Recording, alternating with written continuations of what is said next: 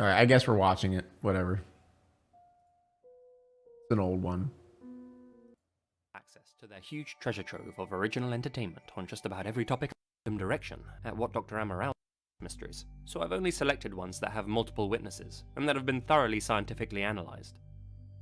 Even so, they still remain unanswered. UFOs are officially real, chat. The truth isn't out there somewhere. With all that said, let's get into the first one. Let's take a trip in both geography and time and examine a truly bizarre incident. Evora, Portugal, 2nd of November, 1959. From his headmaster's office at a local college, Dr. Guides do Amaral noticed something strange just floating far off in the sky outside his window. It was a bright blue, cloudless day, and this seemingly metallic sphere that was just hovering in the sky was completely out of place. And then again, his old eyes weren't as sharp as they once were, so, along with some other teachers, he set up a telescope in the courtyard and took a more magnified look at the thing. As he examined it, he could hardly believe what he was seeing. There, in the sky, was a whitish blue, shimmering object, moving in a completely unnatural way. See, chat, now we actually are confirmed that all this shit is kind of real. Hover in place for long periods, and then zip in a random direction at what Dr. Amaral described as a speed that defied the laws of physics. He knew this definitely wasn't a bird or a plane. Just a satellite, probably, yeah. Speak of. Just a metallic orb suspended in space. As they were observing it, it vanished into thin air. Then, without warning, and seemingly out of nowhere, another, much larger flying object appeared above them. It was physically similar to the first, apart from the fact that it was several times bigger and comprised of 2 spheres instead of 1. The top sphere was solid, but the one beneath it moved in a wavy, jellyfish-like motion. This one too would just hover in place before moving at a ridiculously quick pace somewhere else. Occasionally it dropped altitude, only to shoot back up into the sky at record-breaking speed, going so high as to almost disappear from their view.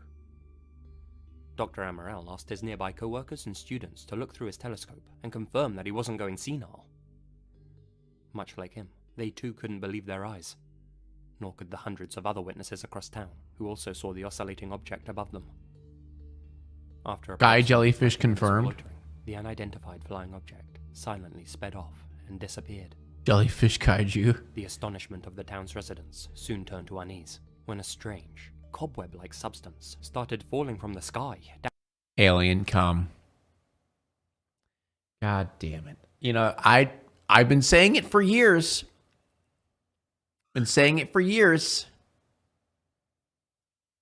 That aliens come.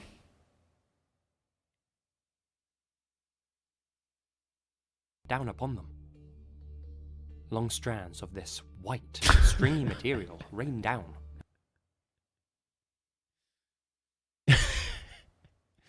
I'm okay. And formed in large clumps on the ground and rooftops. Video is quiet and you are loud. Your mom is quiet. Actually, no, she's very loud whenever I touch her butthole. This still unidentified substance would later become known as angel hair. As come. Dr. Amaral and his students examined the falling angel hair. At first, they theorized that it must be the work of some breed of flying spider dropping silky webs from above. Such things are exceptionally common in Australia and New Zealand, though admittedly very rare in Europe. Still, that didn't seem to make much sense.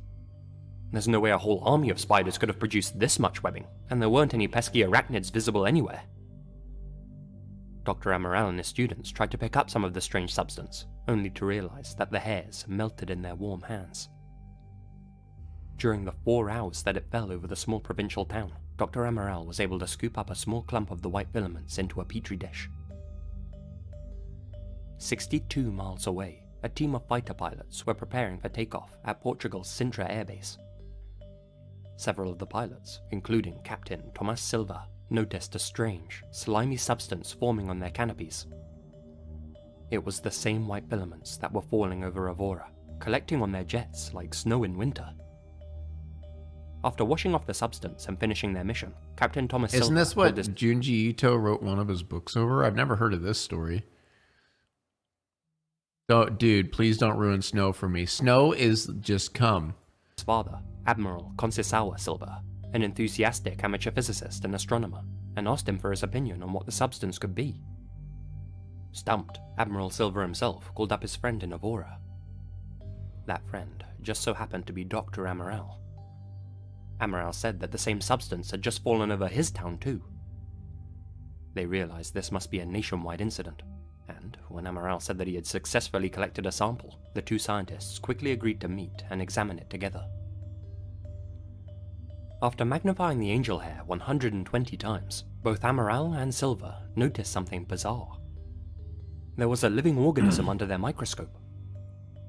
On the hair was a 1 mm wide, yellow, unicellular creature with 10 slime-covered tentacles that expanded and moved. So it is The a thing's space legs were so jellyfish. strong that they could actually lift up the slides that the creature was framed between slightly. It demonstrated defensive mechanisms like that of an animal. Neither of them had ever seen anything like this before in their professional careers. The only known animals to have a similar structure to the microscopic creature were certain types of jellyfish.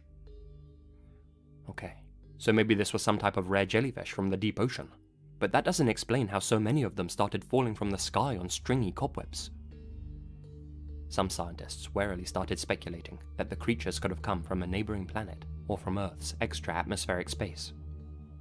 Others believed that the hair-like strands were vaporized And meteor that's how fragments. COVID started. It was the cum During that time monster. period, some speculated that this had something to do with a Cold War gas test. Again, given the time period, the Portuguese government was extremely authoritarian and nationalistic. The doctor's research was deemed to be against God, and any effort to publish his findings were thwarted. Oh my god. It's against God. I speak for God and he said no. Listen, man, all right? I had a conversation with, the big guy. The dude up in the sky. The dude who's ripped, shredded abs, huge pecs, biceps that could crush my head. Talk to that fella. He said, no, man, I'm sorry. Sorry, I talked to him. He said no. I don't know what to tell you. Like, what is that response? God said no. I was going to start responding to my child like that. Hey, Dad, can I have another cookie? No. I spoke to God. He declared no. Dr. Amaral tried to translate his research and publish it internationally, but when he tried to do so, he was threatened with suspension. Both he and Admiral Silva were publicly shamed to the point where they both gave up trying to get others on board with their discovery. Unable to proceed with his research and feeling out of his depth, Dr. Amaral handed over the preserved specimens to the University of Lisbon, where they were further analysed. Still, Amaral himself never gave up looking into the angel hair and organism, and when he passed away in the 1990s, he left behind his large amount of research. He collected hundreds of testimonials from other people who had seen the flying objects. This is that crazy. month. I'm surprised And I've in each never case, heard of the this. witnesses said that their sightings were followed by angel hair falling from the sky. He'd also learned that this so-called angel hair rain had been observed at several other points in history. 1561 in Germany, 1917 again in Portugal, 1898 God hates in Montgomery, jellyfish. USA, 1952 in France, God said and no. 1954 in Italy. Still, it's unclear whether those incidents were the exact same as this.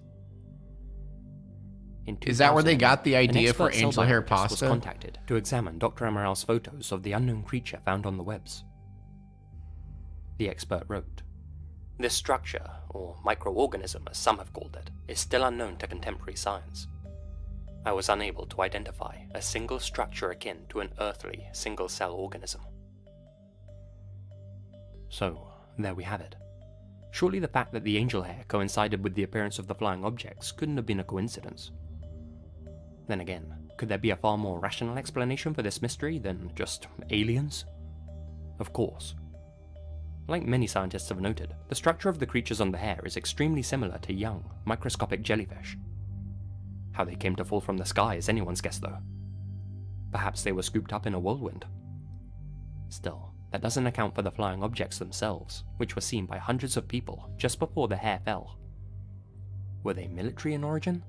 Civilian? or something more otherworldly. Sadly, we may never hear more from this case, due to the sad fact that the labs at the University of Lisbon burned down in the late 1970s, taking the original samples Dr. Amaral had collected with them. The only other sample that may exist was taken by a group of independent researchers and has since mysteriously vanished. Convenient.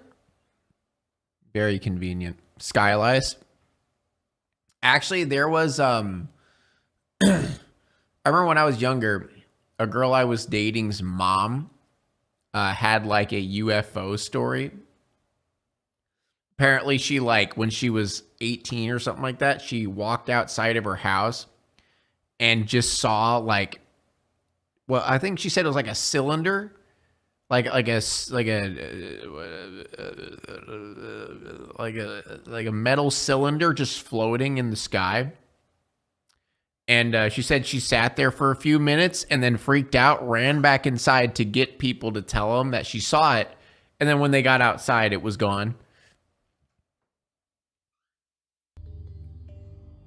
A huge shout out to Reddit user LucyCat Writes for their amazing overview of this case on the Unresolved Mysteries subreddit. Link to that write-up in the bio. Now, on to number 2.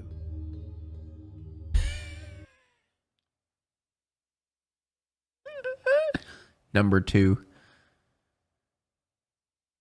means poop.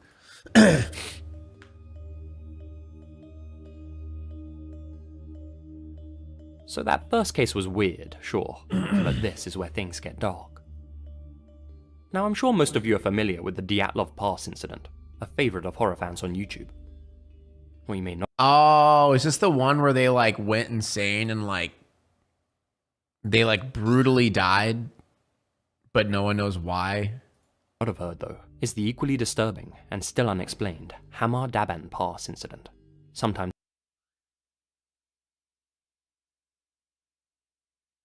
Okay, okay, I need to stop this. I need to stop. I literally, every time there's a funny word, I stop. Like I am a fucking child. Yes, it says dab. We get it. Dabbing. Ha. It's called the Buryatia Dyatlov Pass. I'm trying to be better, okay? On August 5th, 1993, a team of mountaineers were trekking through the Hamar Daban mountain range in Siberia. The expedition was made up of 7 people and was headed by Ludmila Korovina, a seasoned hiker with tons of experience. Okay, yeah, this is the one I'm thinking of. Joining her were 24-year-old Tatiana Filipenko, Denis Vachin, Vika Zalasova, Timur Bapanov, Valia Utachenko, and 23-year-old Sasha Krisin, who Ludmila had effectively raised and thought of as her own son. The young group set off on the morning of the 2nd, as did several other hiking groups in the area. Unfortunately, although good weather was predicted, the team were blasted with freezing cold rain and snow. This didn't dissuade them from continuing, however. Like I said, the group was young and eager to prove themselves to Ludmila, whom they all looked up to. Ludmila didn't go easy on them either, and along the way made some questionable decisions. On the night of the 4th, for instance, she had the group set up their camp on a slope about 4 kilometers away from the nearest forest. There was a thunderstorm raging that night, and this area was completely unprotected from the elements. Given her mountains of experience in, well, mountaineering, you'd have thought she would have chosen to camp elsewhere. The next morning, it happened. As the group packed up their things and descended down the mountain, Sasha suddenly began bleeding heavily from his nose, ears, and mouth. He fell to the ground and was dead within moments. This happened so suddenly that everyone else was left dumbfounded. Sasha was strong, healthy, and hadn't complained of any pain up until that moment. What had just happened? Thank you, Hudson. Your new vid is a banger. Love you. I appreciate that. I'm hoping to make more, but the video's views are terrible, so we shall see. Most distraught was Ludmila herself. Like I said, Sasha was like a son to her. She ordered everyone else down the mountain, while she stayed with the body. They followed her instruction and started walking. No more than a minute later, however, they heard Ludmila shouting to them for help, saying that she couldn't move. They rushed back to see what was wrong with her, only to find their leader sprawled out on the ground beside Sasha, blood gushing out of her face. The rest of the group were horrified. 2 of their team, who were apparently healthy that morning, had just perished in front of them in the blink of an eye. They started to panic, terrified that the same thing was about to happen to them. Well, it did. Valia Utachenko, the group's only survivor, explained what happened next. Moments after discovering Ludmila's body, Timur and Vika began tearing at their clothes, fell to the ground, and started twitching and foaming from the mouth. In Valia's words, Dennis began to hide behind the rocks and run away. Tatiana was banging her head against the stones. Vika and Timur probably went mad. Valia tried to help Vika, the youngest female in the group, but when she did, the girl bit her. It's like The Happening. Yeah, from what I remember I watched like a video that was pretty detailed about this. And I remember coming to the conclusion, I'm pretty sure it was like Russian, like toxic waste or like radioactive waste to some extent. Because Russians don't care about that. We take radioactive junk and throw it in the forest. Dennis and Valia were the only two group members still unaffected by whatever was happening. They both began to run at full speed down the mountain. Radiation poisoning? That's what I'm thinking. Dennis told Valia to take out the essential items from her bag, abandon the rest, and run as fast as she could. She started rifling through her belongings, but by the time she looked back up at Dennis, he was lying on the ground, bleeding from every orifice. Alone and terrified, she sprinted off. Now, without any provisions and still far from civilization, she was forced to sleep alone in the forest at the bottom of the mountain, all through the freezing night. God, that's fucking terrifying. The next morning, Valia made her way back up the slope to look for survivors, and came upon a scene of pure carnage. All of her young co-hikers were dead. For 3 days, the 17-year-old wandered through the mountain pass alone in hopes of being rescued. She tried following electric cables, but they only led her to an abandoned village. Russia moment. Her mind had been shattered by what she had witnessed. In Soviet Russia, Eventually, we eat she the made it back toxic to waste. civilization, but at first was too traumatized to tell anyone what had happened. Still, when she came back alone, a search and rescue operation was immediately launched for the other group members. Their bodies wouldn't be found for another month, by which point animals had already started devouring them. What the rescuers could tell was that the figures in the snow were contorted and their faces were twisted in pain. It was a scary picture, said one of the rescue team. The hikers were lying on a small ledge, some huddled together, some a little distance away. They had no eyes. In the empty sockets and parted mouths, worms were crawling. We packed the bodies in plastic bags. Ew. When they flew to Ulan-Ude, the smell in the helicopter was impossible. Some of the men were sick. To this day, we still don't know what strange phenomenon claimed the lives of 6 of those 7 hikers. Autopsies confirm that they were all otherwise healthy, though there was bruising in all of their lungs. Could this have all been the result of some strange sickness? Some sort of poisoning? Hypothermia, perhaps? Or did they stumble into a secret test site for nerve agents? What's strange is that there were numerous other hiking groups. I think it's either toxic waste or Russia was trying to experiment on like a new chemical warfare situation. And I wonder if they ended up using those random people in the middle of nowhere as test subjects. You know? Conspiratorial, but... Groups in the same area, yet none of them were Demogorgons? affected by whatever killed Valia. Yeah, this does sound like a Stranger Things situation, not gonna lie. There's a lot of debate online about this, but as of right now, no definitive conclusion. Who's Vecna? Who's the poop monster Vecna? The disappearance of Fred Valentich is a case that has long been shrouded in mystery. Fred was a 20-year-old Australian pilot who went missing back in 1978 during a training flight to King Island over Bass Strait.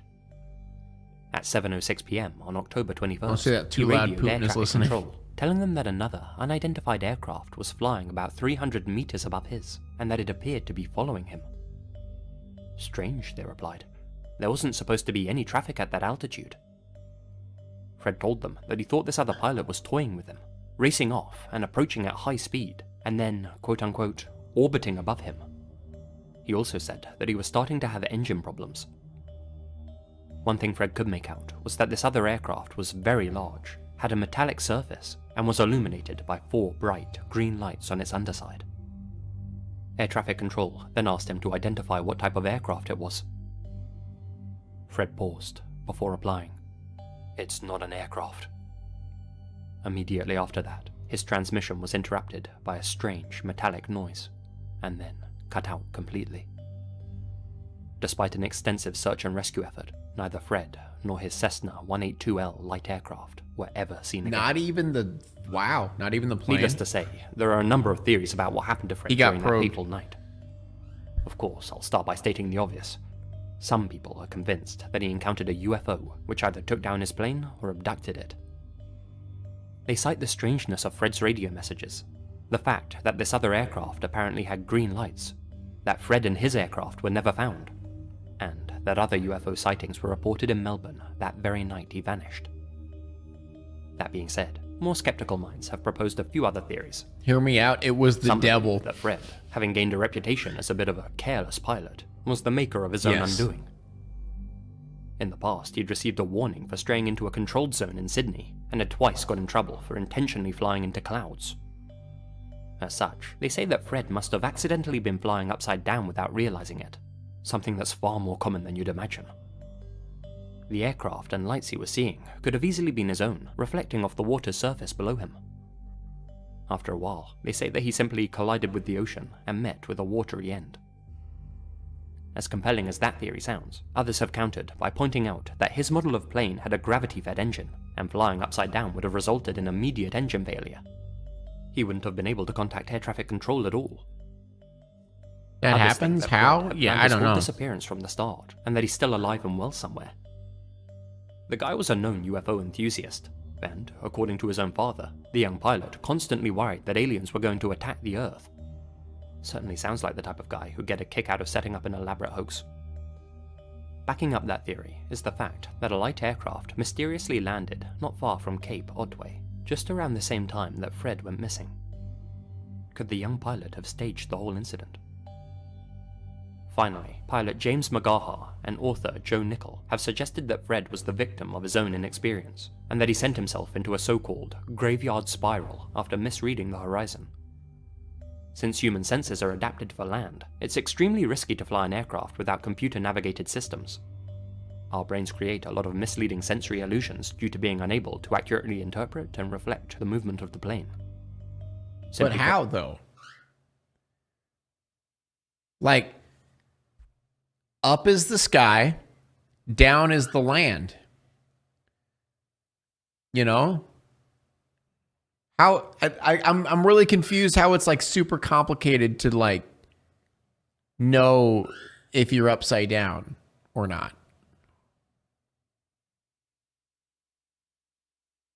But they say his senses lied to him. And Like, I'm convinced sure him there's that some like scientific reason where it messes up your stuff, but I don't get the whole not being able to figure out if you're fly in a upside downward down. Spiral. Ultimately, we just don't know what happened to Fred and his airplane back in 1978. Was it aliens? Well, that's the most fun answer Yes. of the bunch, sure. Yes. So, as you just heard, there are several far more grounded explanations.